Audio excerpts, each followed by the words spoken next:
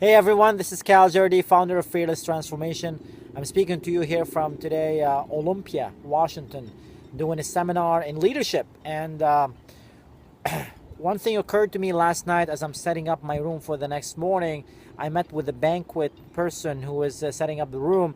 And interesting story, he opened up and he shared a story that he used to live with his mom. Then he had a fallout.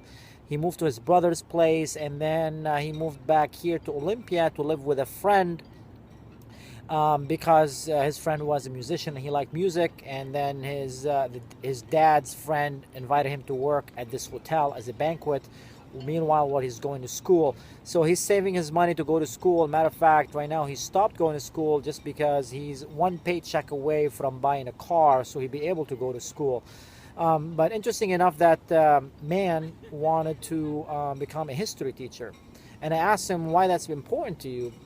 And then he paused and he said, I want to make a difference in children. I want to make a difference in the younger generation. And it just hit me because, in our school system, our teachers, they have so much passion and they have so much good intention to help, and yet the system is set up in a way that it doesn't encourage creativity, it doesn't encourage confidence, it doesn't encourage to people to want to learn. So if I say school, what was the first thing that comes to your mind as you're growing up? What do you associate it with? Think about it. Sit down, be quiet, I tell you what to do.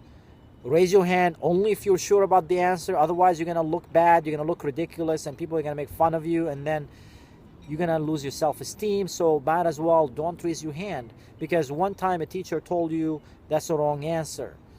So with that, I'm going to leave you thinking about your role as a leader. How is it affecting and impacting everybody around you? And in a way, there's no such thing as right or wrong. There is something that what does work and what doesn't work. So at any time you find, whether you're a parent or you're a manager or you are a, coach, anytime someone gives an answer, thank that person first for having that willingness to step outside their comfort zone and raise their hand and contribute.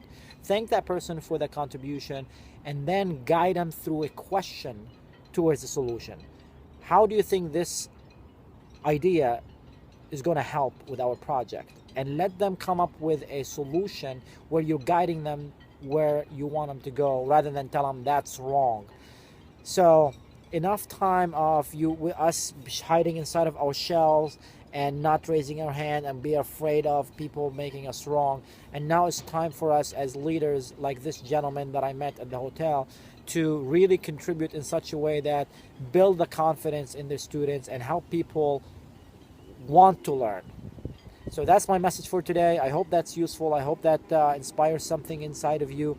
Up until then, always be fearless and always be growing. Cheers.